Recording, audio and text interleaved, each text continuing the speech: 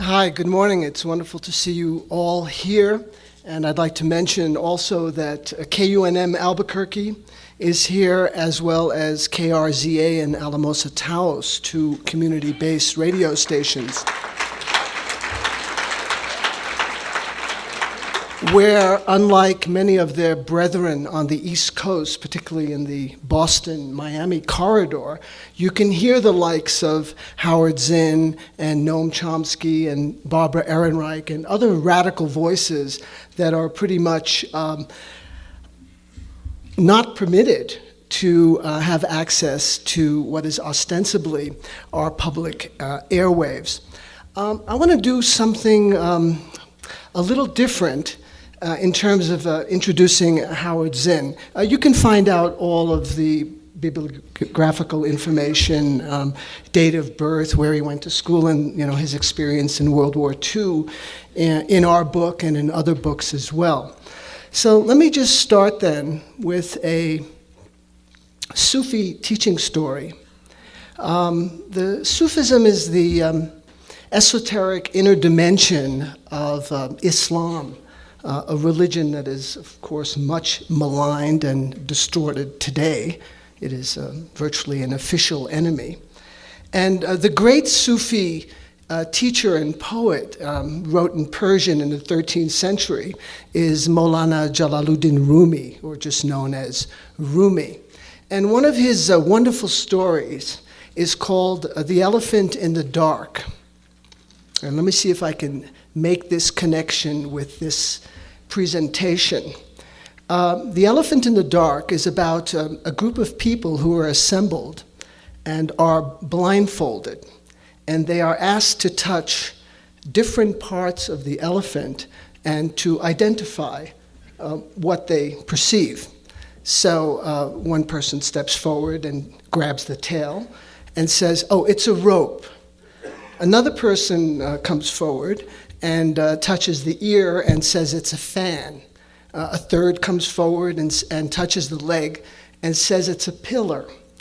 And in each way, the perceptors only perceive part of the whole. They never realize the larger picture.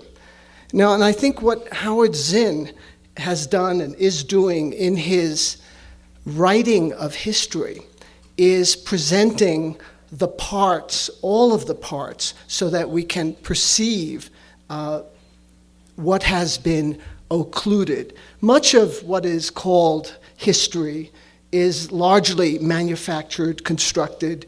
It is a series of highly selective events. People's history is occluded, distorted, or completely omitted. And for years, the story of Columbus is a good example, and I grew up with that in New York City. Here, Columbus Day, this wonderful navigator, this brave and fearless admiral who crossed the seas with the Nina, the Pinta, and the Santa Maria. I mean, this was like catechism for us.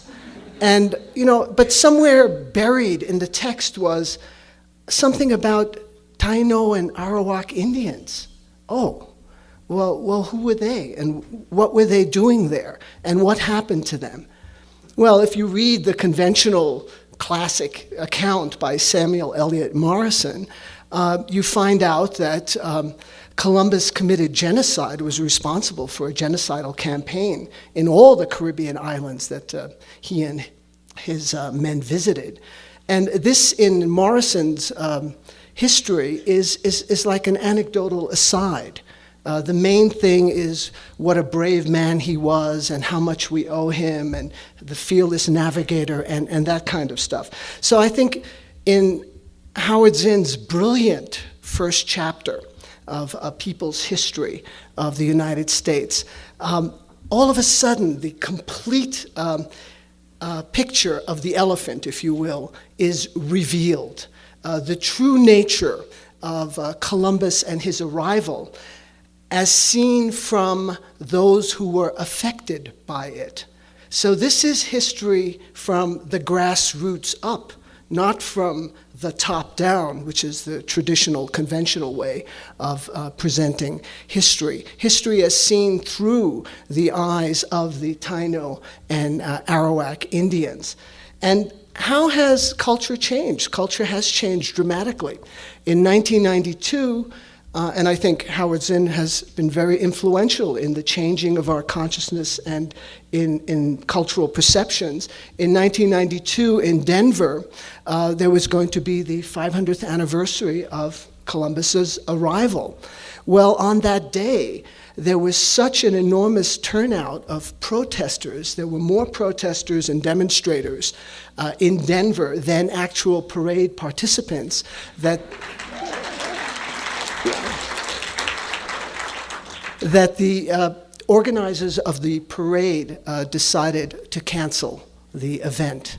Now this 20, 30 years ago would have been unthinkable, but it's precisely because of the work of Howard Zinn and the People's History of the United States and this commitment to stripping off the layers of deceit and the webs of deception that have so enshrouded history and the distortion of the past, that such an evolution, a remarkable change has occurred.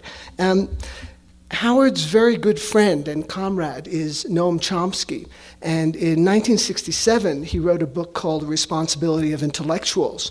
And in that book, in that essay, Chomsky wrote that it is the responsibility of intellectuals to speak the truth and expose lies. And I think Howard Zinn, through his work and through his practice, and this is what makes him a bit of a Sufi, because it's not just preaching, but it's also his actual work, his willingness to go to Everett, Massachusetts, a suburb of Boston, and be in solidarity with striking Salvadoran immigrant women who are trying to organize a union and they're working under horrendous sweatshop conditions. So being out there with people in solidarity and kind of that IWW slogan of an injury to one is an injury to all, also really epitomizes Howard's wonderful blend of not just scholarship, but activism. So you have this intersection of scholarship in service of the people, rather than some obscure goal and clouded in jargon and that appear in journals that only other academics can read. But this is actually history you can use. And there are many things to tell about Howard, but something I'd like you to know is, because I get a chance to travel around the country a lot and meet with people, is the enormous amount of affection and care that he generates. Wherever I go and Howard's name comes up, people say, "I love this man," or "He changed my life," or "When I read this book, it launched me on a new career path." So that's the other dimension of Howard, and it'll soon become apparent to you that I wanted you to know that he is held, and if I can say it, I know it's not fashionable on the left or progressives to emote or show emotion, but because we're cool and we're right, correct.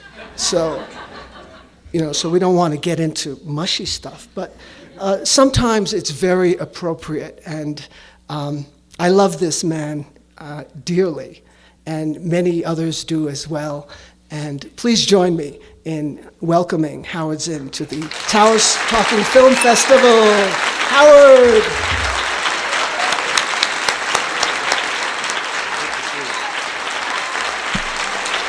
Oh, well.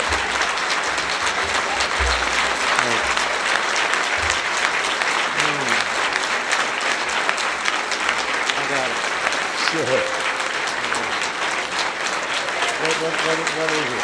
Top to bottom, it's all over the place. Okay.